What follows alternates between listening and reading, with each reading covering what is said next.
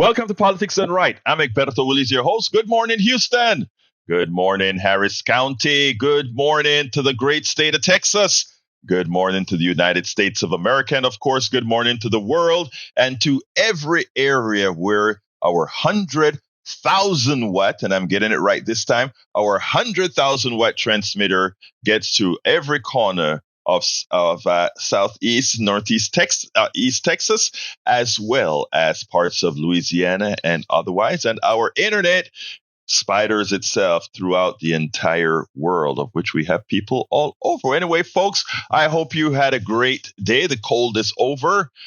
Well, for now, till tomorrow, I guess. But you know what? We can defrost and make sure all's working fine. Anyway, we want to throw it to our great, wonderful studio. Well, I'll talk about it after I hear from our great studio. Good morning, Howard. Good morning, Jack. Good morning, Egberto. And good morning, Egberto. And good morning to Goodrich, Texas. Why the heck not? Why the heck not? Why the heck not? Well, say good morning to Harry also, who wanted to hear some Peter White this morning. That's Caravan of Dreams that you heard, or part of it. And that's about it. I mean, I'm looking at this Texas weather here. It's almost as psychotic as our legislature. Doesn't know what it's doing. Hot, cold, what the hell? I've never heard someone refer to the climate as psychotic, but you know what? That is the exact behavior of our climate. Pretty much. Texas weather is, wait a minute, it'll change. Yeah, wait an hour. If you don't like it now, it'll change. What you got there, Jack? You got some wisdom for us today? Something on what they're going to be talking about, Egberto, today. Okay. The Supreme Court. Yes. Losers. Look out. The Supreme Court is hearing cases for what? More corporate deregulation. America is already suffering the effects of deregulation, starting with free speech money, co-opting the Supreme Court, judges for hire. Politicians are in the hip pockets of the corporate industrialists. Unregulated capitalism is a demon that only knows hunger and will devour all, even itself.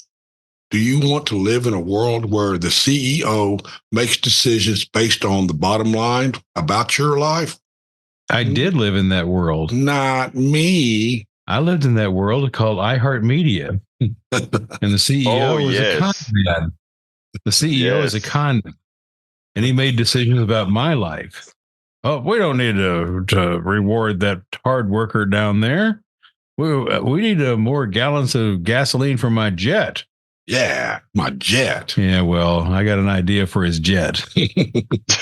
Anyway, what you got for us today, Egberto? Well, before we get started, did you know that the Baltimore Sun just got bought by a right-wing group? And he goes, the new guy, I can't remember his name, goes ahead and he tells them, you guys better make me some dollars. And he wants them to operate as a clickbait newspaper. But today is Thursday. And if it's Thursday, it is our great Houston Democracy Project Guys Day. Neil Aquino. Good morning, Neil. How are you doing this morning? I'm doing all right. Good morning, Egberto. Good morning, studio. And good morning, global audience. Well, we're going to have a good show. Neil, you have a lot to talk about. But before we get started, I have some very, very sad news. It hit me like a rock yesterday. Obidike Kamau, who was a longtime member of the KPFT family. Obidike Kamau, who had his a great show on this program. Obidike Kamau, who also once served as the general manager of KPFT, has left us, has passed away. I hadn't known there was anything happening or of the sort, but when I got the call yesterday, my heart just sank. a KPFT giant has left us. Obidike played just about every role at KPFT. Like I said, they were both officially and unofficially. He was the co-host of Self-Determination. He was our general manager. He was a promoter of this valuable space. He was a scholar and an activist, a PhD, you name it. That was Obidike Kamau. I met Obidike at a rally at Houston City Hall one autumn. I can't recall how I got into discussing my book as I see it, Class Warfare, the Only Resort to Right-Wing Doom, with him. All I remember is him saying that I had to do his show. I was honored. It was my first Houston interview of the book. In subsequent years, I spent time with Obidike marching in the MLK parade. We even did some live podcasts with a new project he had started. I love this man. He was a walk-in repository of knowledge. I learned much from this guy in real time. Sometimes we're sitting down in front of the mics. There will be 4 or 5 of us doing a live podcast, and I would sit down and just listen to him like, hell, how did you know that? You know, I hadn't spoken to him actually, I don't think I've spoken to him since the pandemic, because I was in DC taking care of my daughter and many other things. But it just broke my heart that I didn't make contact.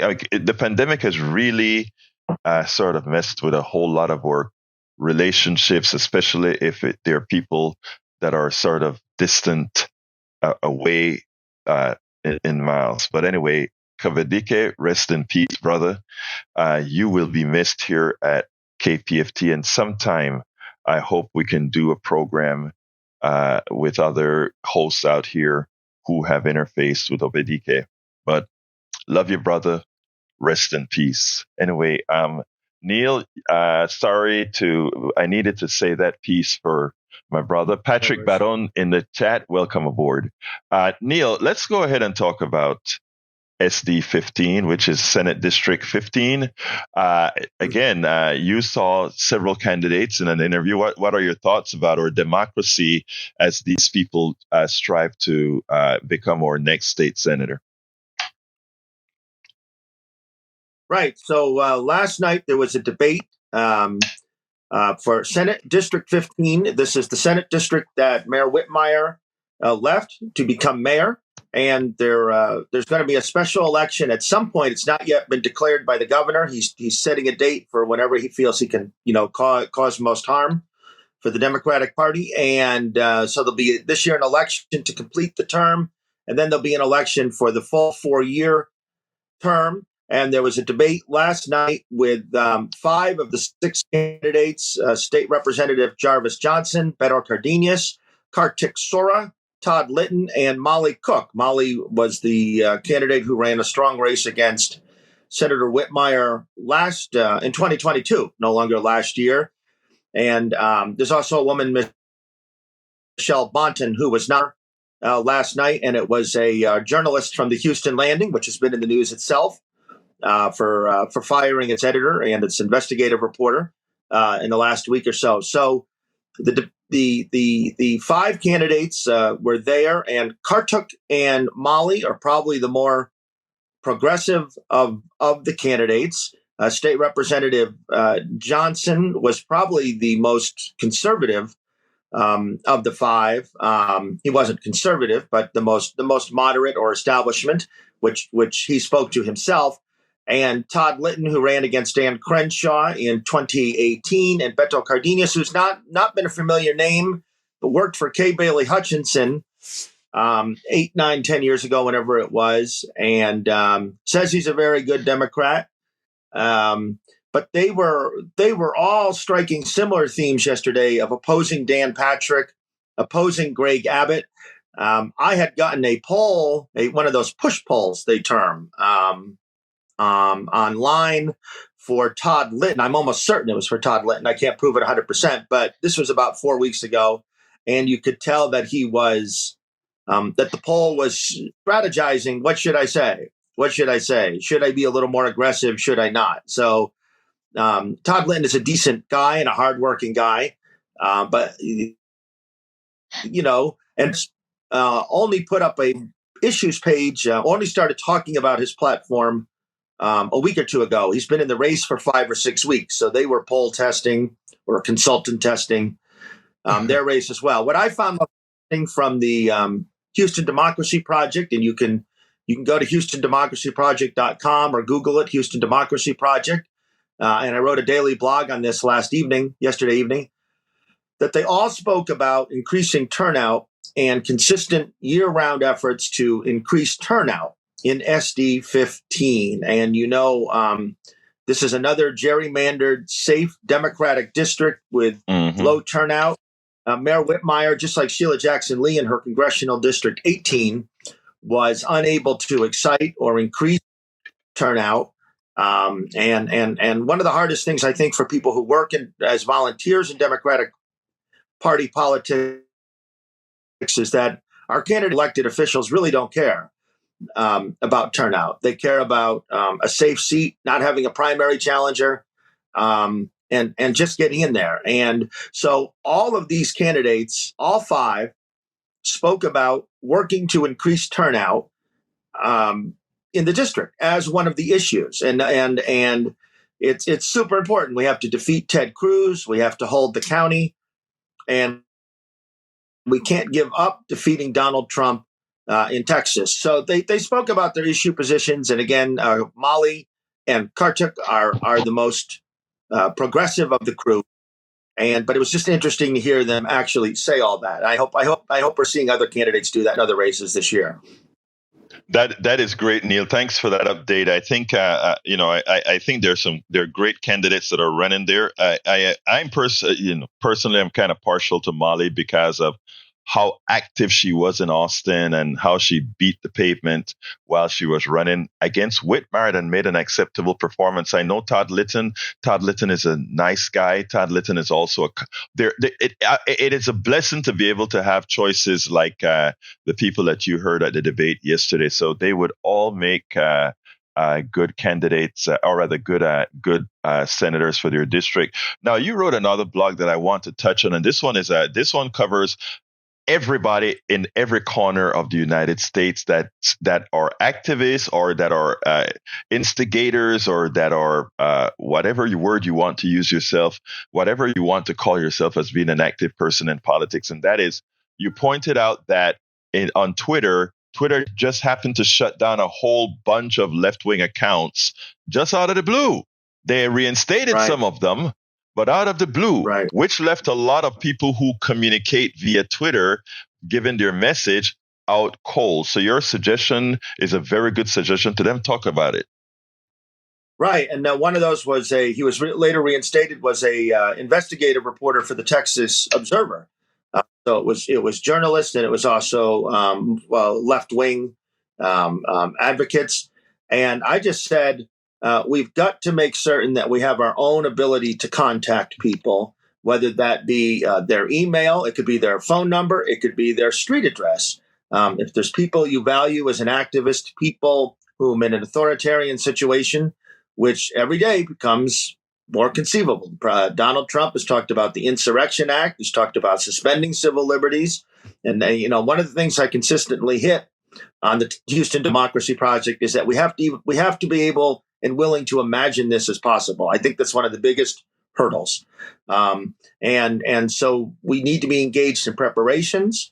Those preparations involve mental health. It's a mental stress to consider an authoritarian state. It's about self-protection, however that works in your home.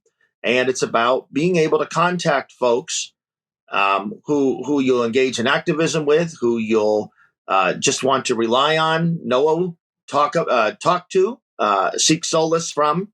So phone numbers, email addresses, street addresses to people you feel you could turn to in a political crisis. And we know whether it's China, Iran, that when social media companies when governments ask these social media companies, hey, will you cut those links? Will you not let people communicate? Will you block out certain words? They'll do it. they'll do it, and Right. and it can happen. It can happen right here. Let me ask you something, Neil. Earlier on, you mentioned the Landon. The Landon is a Houston, independent journal rag here. Right. What happened? I didn't hear the story. The Houston Landing fired last week, 6-7 days ago, whenever it was, fired its editor in chief, Ms. Honor, and fired. I'm sorry, I'm forgetting her name. Their lead investigative reporter in the Landing, which I think was a $20 million startup in the last 7 or 8 months, is a paywall. And it's an additional, it's one of these nonprofit news sources. You and I were talking earlier about the purchase by a man named Smith buying the Baltimore Sun, which has a long and storied history. And he's with Sinclair Media, which is turning all these stations right wing. And so the Landing was meant to be, and it's had a lot of good stories. And it's a little nebulous. It's a little nebulous what happened. They're saying that they're publicly saying that the Landing was too similar to the Chronicle. I don't know if that means in not enough social media. I'm not. It's the firing of Ms. Honor. That's his first name was out of the blue, and he was a former politics editor at the Houston Chronicle. But a lot of folks were concerned because we're so used to newspapers cost cutting and shifting all the time, and people had looked for some stability in the land. Well, the reason that I was asking about the reason I'm asking about the Landon is, did it seem like they were trying to make a change in direction, maybe taking a position to the right or to the left or something like that, or you're not sure? No, it wasn't necessarily. No, it didn't seem like necessarily an ideological. Okay, that is the reason I brought that up, because I wanted to find out that if that's where we were heading to. Anyway, folks, the telephone number is 713-526-5738. If you have any questions for myself, for our studio, or for Neil, give us a call, 713-526-5738. Last but not least, on your blogs, you wrote 3 blogs. You're a busy person over the last couple of days, man. But anyhow, let's talk a little bit about, I think what you wanted to say is, don't just talk about January 6th. What are you going to do about it? What are you going to do to ensure that we have a democracy? Everybody knows January 6th was at least 60% of Americans know January 6th was a bad thing. So take it from there. So my district councilwoman is Abby Kamen, whom is a Democrat, a very cautious, moderate Democrat. And she made a tweet, to her credit, I guess, about January 6th. I think she was the only person who did some of their social media. So in some ways, we're singling her out when she went further, but it was just a tweet. And I made a post and tagged her on Twitter about it, saying that in addition to tweeting, Ms. Kamen could speak far more frankly about the threat to civil liberties. We now have 6 members of City Council who are Republicans. And, Sheila Jackson Lee never said defund the police. And she was made to answer by Mayor Whitmire's police union henchmen. You're defund the police. You're defund the police. Well, we have these 6 city council Republicans. Why aren't they made to answer? And they should be made to answer for if they support insurrection, if they support Trump, if they support Greg Abbott's statement about shooting migrants. We held Sheila Jackson Lee to something she hadn't said, even, and we let these 6 Republicans skate. And then so I said she should ask the Republicans if they support Trump and authoritarianism. She needs a written plan to increase turnout in District C. These folks could hold democracy town halls. They could talk about the mental health, the self-protection, the organizing, mutual aid, voter turnout. And I also said Abby Kamen is chair of the Public Safety Committee of Council. She's chair. She looked the other way at police abuses towards George Floyd protesters in 2020. You couldn't get her to talk about it. And law enforcement unions supporting election deniers. We've talked now, this will be the 3rd week in a row. We've mentioned that the Houston Police Officers Union supports Ken Paxton. That's not very law and order. And these Democratic Party politicians need to decide if the police unions meet the standards of their campaigns. We don't talk about it that way, but why would you accept the support of people supporting Paxton and Trump and Abbott? And if these folks want to support the police, they can support the police just fine. They don't need to support the law enforcement union to support the police. They can say all the pro-police things they want. So Councilwoman Kamen needs to go beyond a tweet, and we need to hold them to it for our public safety. And that goes across the board, folks, with whatever politician in whatever district in whatever state you're in, to hold them accountable. Whether they're Democrats, Republicans, or otherwise, hold them accountable. Yeah. Now, we're going to change the subject and go on to the Supreme Court right now. There's a case out there called Laffer Bright Enterprises versus Raimundo and Relentless Inc. versus the Department of Commerce. Very important case.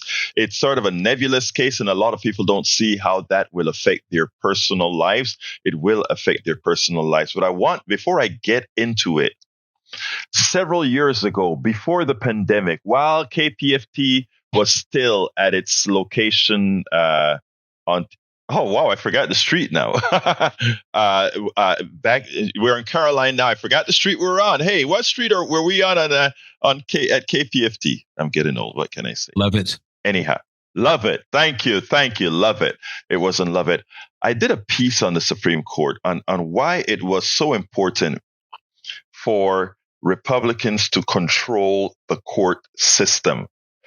The Republican ideology, and folks, to my Republican listeners, you're my brothers, my sisters. I love you.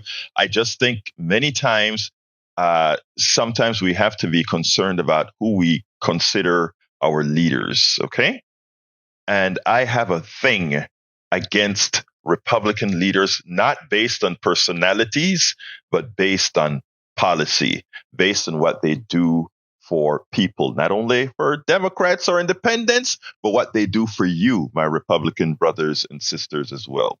After all, the Medicaid expansion to the Affordable Care Act would do a lot better for Republicans in this state because there are more Republican uninsured in this state than anywhere else. Anyhow, I did a piece on the courts where I stated that given that Republican leadership orthodoxy, there's no intention of changing it. They still see a way that they can run the country, minority rule. How? By controlling the courts. And they are going to nip at every piece so that they can overrule the majority. I want to first play that piece. It's only 3 minutes. And by the way, if we don't get through everything, folks, go to politicsdoneright.com/newsletter for all the subjects that we're going to cover and all the videos, etc., and the articles that we don't cover here. You can see what we intended to cover, but you come first. Anyway, I want you to listen to this little segment, and then we'll take it. It's a little over 2 minutes, and then we'll come right back.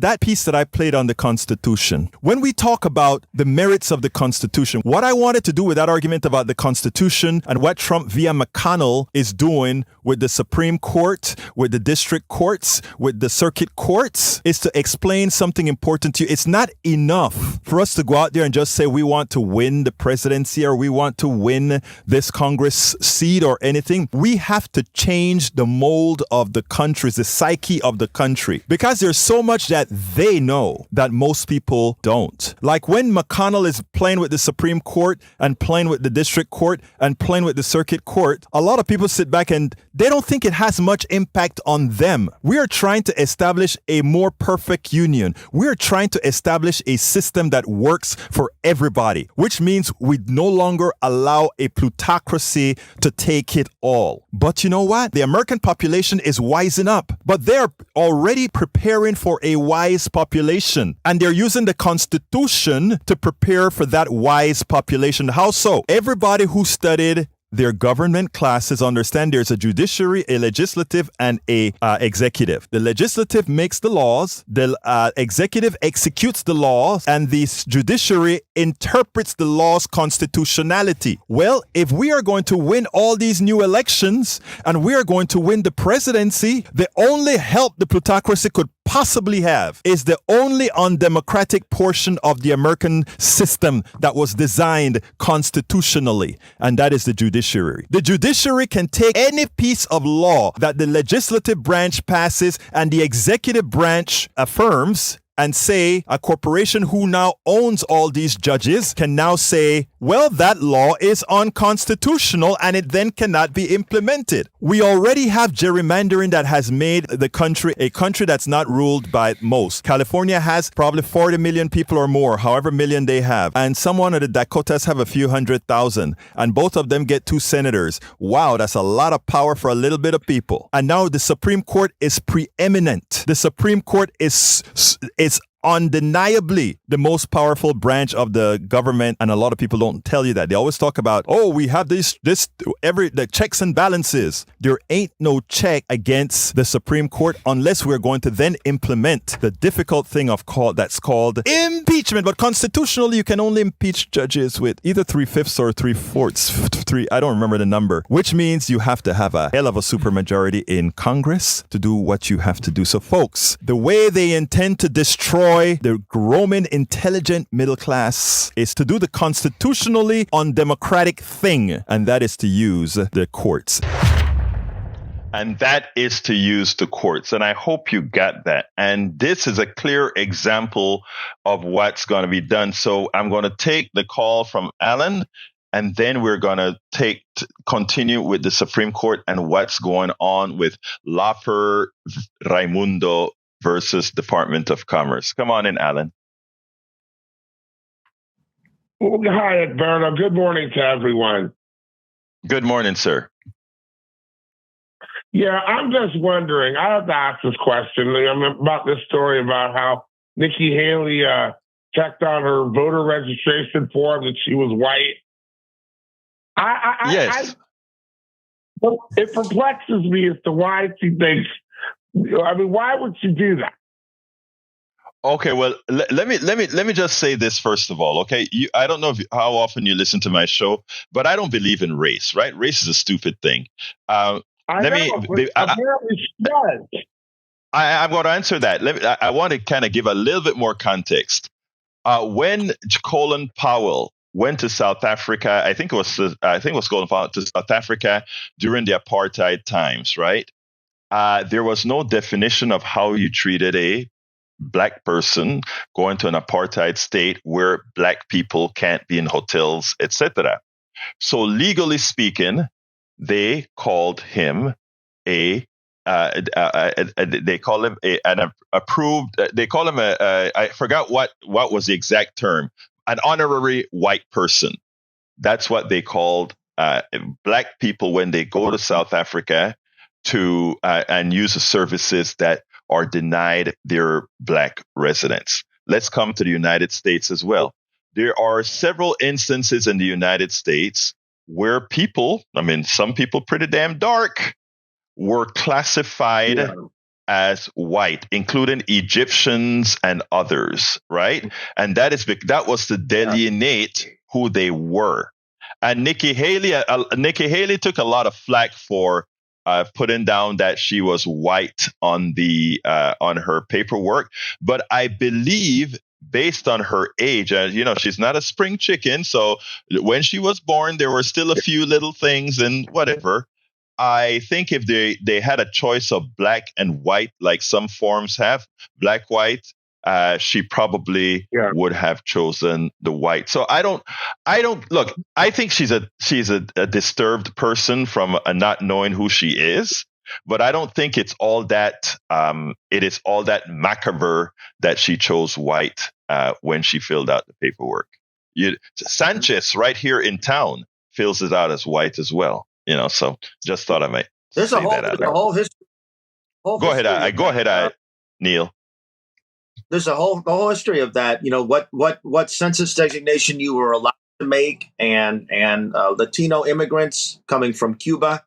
Are you white? What color are you? You were white in Cuba. You're black here. But there's a whole history of that, which got into census designations, legal designations, people's own conceptions of themselves, and that's a story as old as the country. Yeah, let me just say also, Alan, for on a personal note, when I came to the United States, right, and the forms used to say black, white, or Latino / Hispanic, right? And I'm from Panama. I am a Latino, right? But I always felt that oomph just saying Latino when I filled out my thing, because I mean, there's in the United States, well, not only in the United States, but elsewhere, the first thing people see when they see me is black. They don't see a Spanish speaking black person, which means he's a Latino. So in my case, I would always check two boxes, probably screwed up the computer program, but I would check two boxes. I would check black and I'll check Latino. So I hear about Nikki, but let's not allow the media to turn it into more of a story than it really is. I mean, I care more about policy than race any particular day, So anyway, Alan, anything else you want to say, my brother?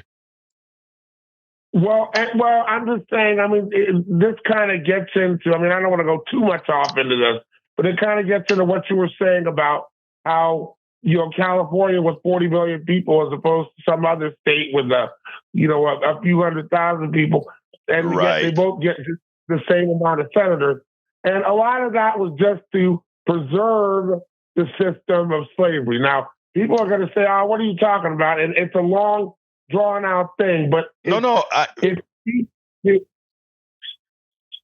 Alan, you are so right. Alan, no, it's not drawn out at all, Alan. You are so right. The land owning states, big land, lot of slaves, little amount of people, they didn't want to lose their power federally. So you are absolutely right, sir. They were essentially stealing the suffrage of the Africans that were there, and that's why we had all the things with the 3-5 compromise and all that other nonsense, and really the electoral college. Because in a real democracy, as you know, Alberto, it's based on everybody has a say, and whoever gets the majority of the says wins. Well, that's not what we have when we vote for president, and that was all to keep the slave system in place, and that's ultimately, there's other things having to do with people's economic opportunities and all, but that's ultimately what led to the Civil War. Absolutely. Look, Brother Alan, thank you for your most intelligent.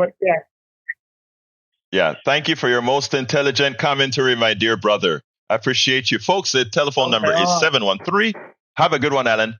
The telephone number is 713-526-5738. Again, if you want to make some commentary, give us a call, 713-526-5738. Now, I want to go ahead and talk about this Supreme Court issue now. And I'm going to, so that I'm a bit more concise, I'm going to read the article by a piece of the article from Jake Johnson, who is at the Common Dreams. And it goes as follows. Supreme Court hears Koch-backed cases designed to unleash the regulatory bonanza.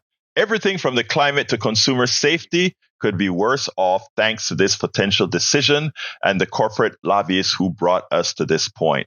The conservative-dominated U.S. Supreme Court on Wednesday heard oral arguments in a pair of cases taking direct aim at a critical precedent that, if overturned, would gut federal agencies' ability to set and enforce regulations, a potentially massive blow to climate, civil rights, public health, and much more. Central to the Lopper Bright Enterprises versus Raimundo and Relentless Inc. versus Department of Commerce is so-called the Chevron Doctrine, which stems from the 1984 Supreme Court opinion that said judges should defer to federal agencies' reasonable interpretation of a law if Congress has not specifically addressed the issue. Congress write laws, and they write laws that many times they expect an agency that has learned people in it, engineers and doctors, etc., to determine how best to implement the flavor of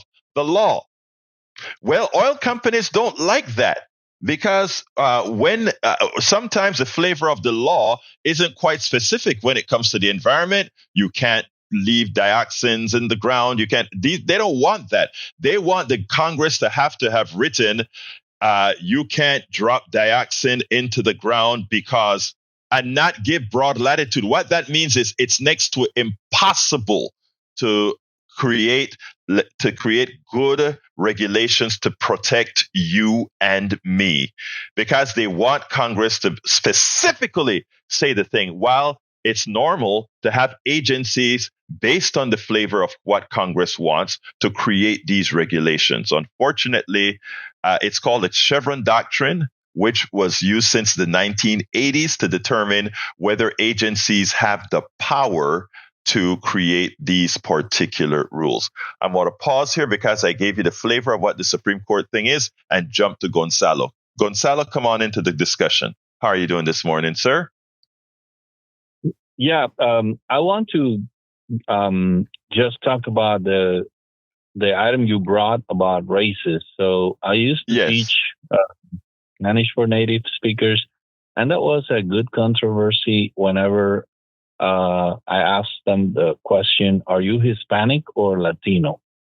And then we say, no, I'm Hispanic or I'm Latino. The same question you try to answer.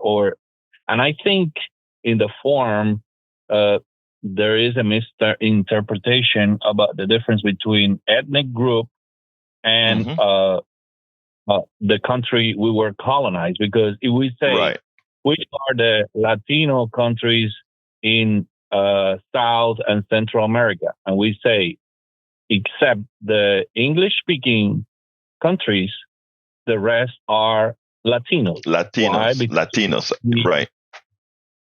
Portuguese and Spanish and Italian and French are from a common trunk, which is Latin. But when we refer to the term Hispanic, it's because of a colonization, which most of the countries in South America suffered, and that is related to Spain. Right. But I would have revised those terms and then say, well, what is your race? And we will say Asian, Caucasian, Afro, or mixed. And I'm mixed because I'm mixed with Spanish blood and Cuban blood. Probably you're mixed too. But since they don't refer to that very accurately, and that's why there is a confusion. And I think that's what it is all about in schools and the debate about pure race and all that stuff that bring us to the Nazis with their purity and the white nation and all that stuff. And probably that's the thing we want to avoid. So we are, and as you said, I don't care much about race because at some point we're all humans and we have been mixed with different cultures and different races. And, there are some theories and some websites that want to determine the purity of your race, and people go there and check, I'm 90% white and I'm Slav or I'm Caucasian. And I'm, those are things that are not really important. As you said. They're not. It's not, Gonzalo. It's not only that they're not important. It from both a physiological and an intellectual point of view, it is rather stupid, and it is actually used. Race is actually used for economic reasons, but the only people who know that race is used for economic reasons are the people on the top. I always tell people you don't hear billionaires, irrespective of race, talking about race. Right? They talk about green.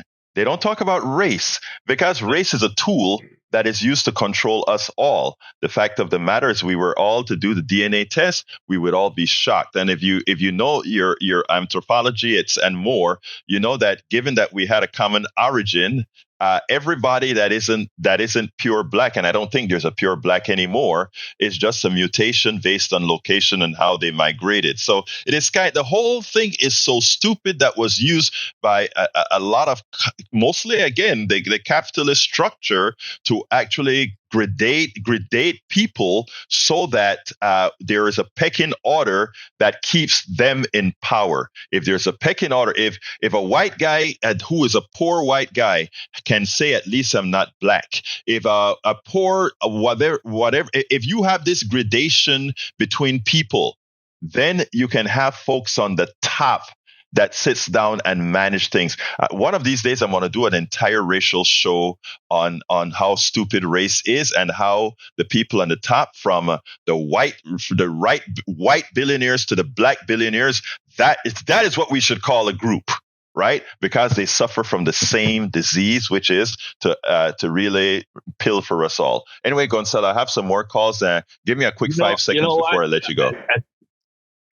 A simple fact.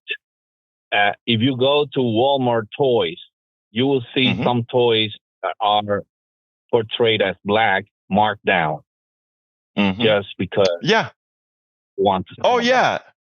There's a whole history behind that. But anyway, Gonzalo, gotta run to Alistair. So muchísimas gracias por la llamada, and we'll talk tomorrow. Alistair, come on in, my dear beautiful sister. How are you doing this morning? Hey, good morning, brother. Good morning, Houston, and everybody else listening. I'm just talking about the Supreme Court. I have been on the bandwagon for expanding it for a very long time. So Joe Biden slept on it, and he slept on it deliberately because, now if he were to even fancy the idea of expanding the Supreme Court, it isn't going to happen. It's going to be it would be a repeat of what Mitch McConnell did to Barack Obama. But it's like, we need it expanded. We need it to be expanded. Alistair, you're absolutely right. Go ahead. They're killing the environment even more now. By removing the the Chevron Act or the whatever Chevron Doctrine. Chevron Doctrine, yes. The Chevron Doctrine, yeah. And just little by little, one by one, they're going to let the rich get richer and the poor get poorer. And now we're seeing the results of it. We're at each other's throats. Yeah, and we gotta do something about it, Alistair. We definitely have to do something about it. And Democrats as a party have been weak in taking power. And just like I said in that video that I just played, the Republicans have always known they could rule by minority rule, both with the Senate as well as the Supreme Court, and they have effectively executed their plan. And there's still time for us to reverse the plan, but it's going to take folks being bold. It's going to be even harder now. Right, but you have to be bold. Yes, you have to expand the Supreme Court, and yes, you must kill the filibuster. And the reason you must kill the filibuster is that with several states with small states that have very few people being able to control the Senate, it is one has to make the undemocratic Senate a bit more democratic. But Alistair, anything else you want to say before I jump to Steve? No, we're good. We're good. Have a good day, Thank you, my everybody. sister. You have a wonderful day, sis. Let's talk to Steve. Come on in, Steve. How are you doing this morning?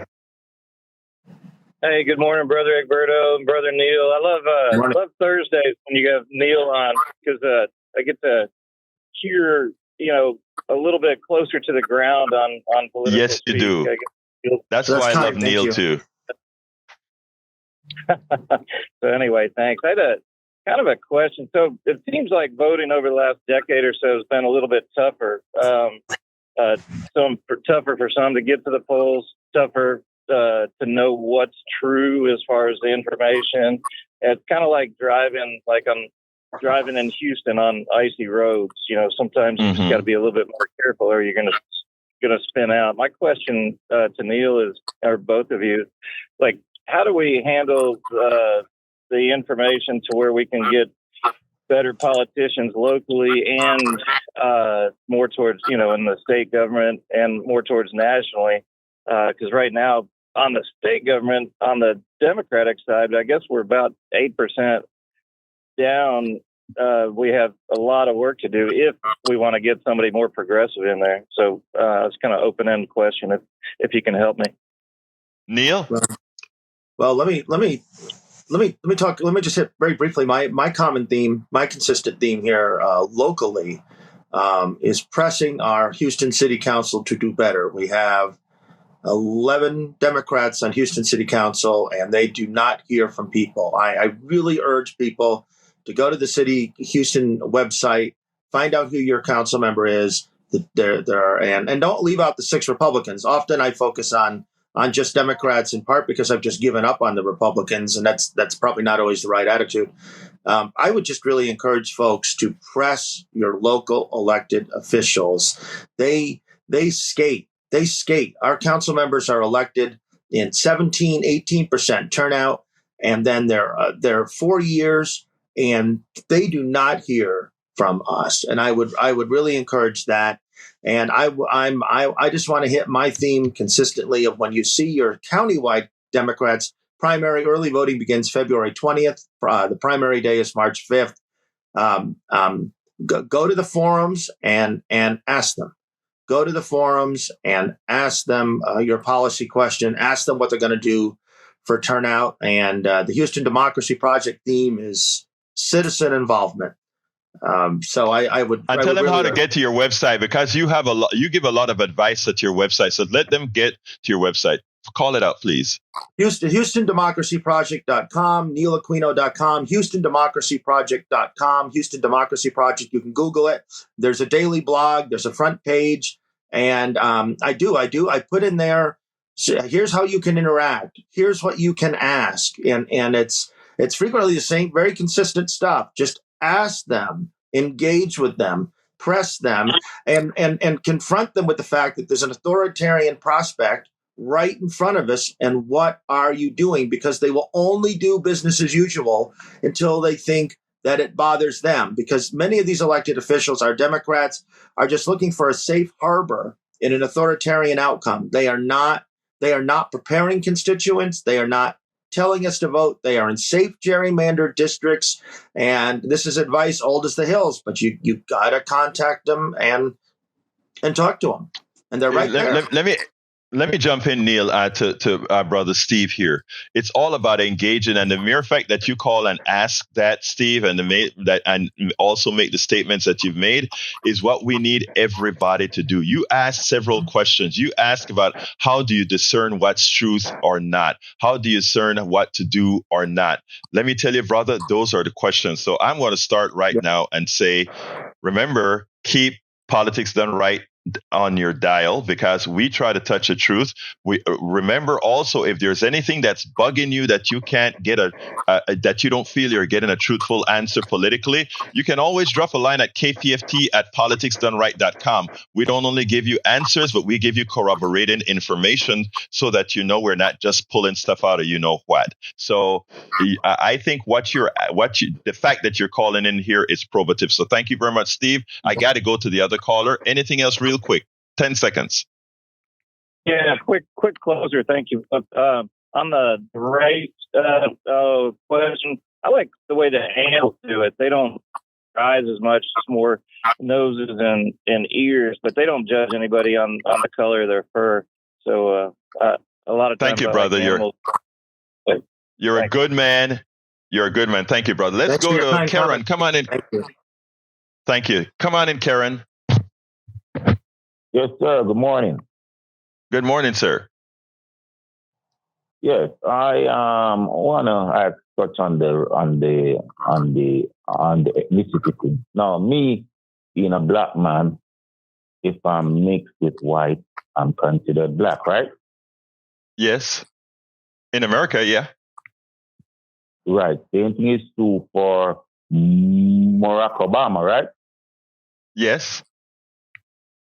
Okay. Now, the question I want to ask, can you be Hispanic and white at the same time?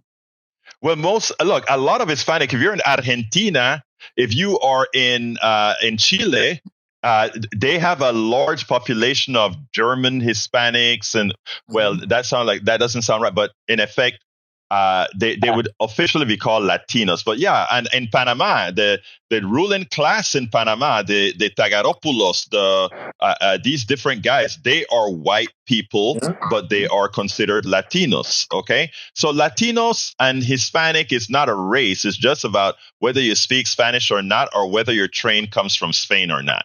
That's all it means. And that's what people mix up. I always laugh when they talk about the browning of America.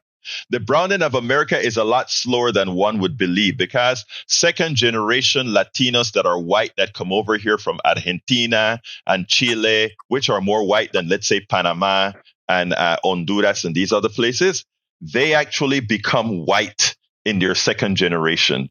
That's how they classify themselves. That's what I mean, Keron. Well, I'm not so much, you see, the reason why I'm touching on this because I'm from Miami, where we have a lot of Cubans, and you can't tell them Cubans that they are not white. Right. Can I say yeah, come on in, Neil. Say. I just read a for the call in for everyone. I just read a book a couple weeks ago called El Norte, Norte, El Norte, the North, the epic and forgotten story of Hispanic North America by a woman named Carrie Gibson.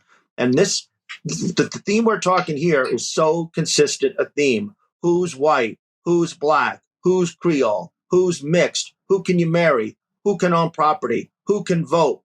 Who can be of this religion or that religion? Who's indigenous? And the whole history of Hispanic North America are these questions. And these were legal, arbitrary decisions meant to include, exclude, who can we exterminate? El Norte by Carrie Gibson, and it deals with these questions. Thank you, Neil. Yeah, right. We're running out of time, but that is a very good point to come. Hey, Keron, anything else real quick before I jump to Johnny? Because we only have like 3 minutes and 3 people. Yeah. I just want to touch on the Cuban issue. A lot of Cubans come here, you cannot tell them that they're white. Henceforth, they move toward the Republican Party, and they are very prejudiced. So I don't see necessarily. But let me just say real quick, Karan, there's a history with Cuba. Remember, the elite in Cuba during the Batista days were actually white. The people who looked like me in Cuba were sweeping floors, etc. When Castro came into power, that's the only time that folks of color really had jobs like engineers, lawyers, teachers, etc. It's a long story about Cuba. I'll talk about that another time, but you are correct that many of the Cubans isolate themselves, but there's a lot of reasons why they many of them had jumped to the Republican Party, but we'll talk about that another day. Thank you so kindly, Keron, for calling. We'll talk another time. I got to jump to Johnny. All right? Thank you.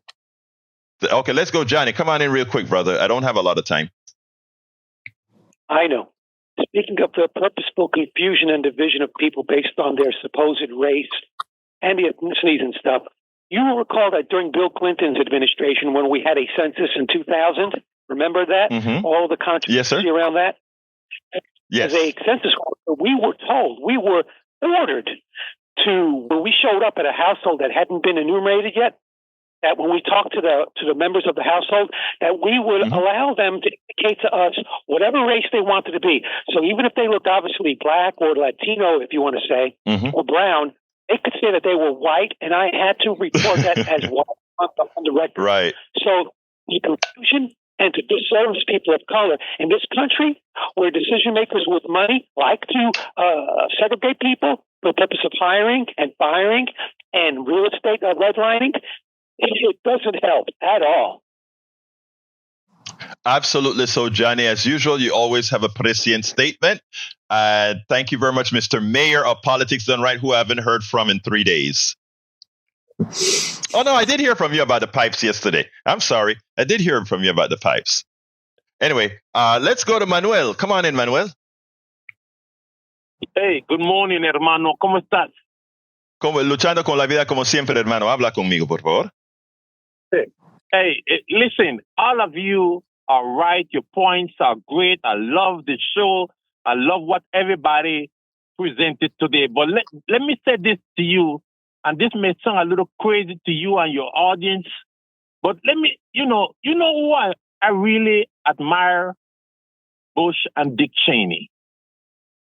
They might be, in some people's mind, not the best or whatever. But let me tell you, those guys used to get things done, even if it was unpopular. They will do what they have to do to get the things done, and that's what I admire of that duo. Besides all the Democrats, and I'm a Democrat, and I believe in what the Democrats trying to get. But a la hora la verdad, at the end of the day, George Bush, Dick Cheney was the real, get things done kind of guys that Manuel, control of. Manuel, let me first of all tell you that I know exactly what you're trying to say. You're trying to say spine up Democrats. These guys, when they wanted to do something, they got it done irrespective. Democrats need to learn the same thing. And with that, I don't think what you said is all that crazy. Okay. In other words, you didn't say you respected what they did. You said you respected how they did it. And with that, I'll give that to you. But Manuel, I got to go to the studio, and I appreciate your call as usual, my brother. I want to see if Lee wants to say one quick thing. Go ahead, brother. Aquino.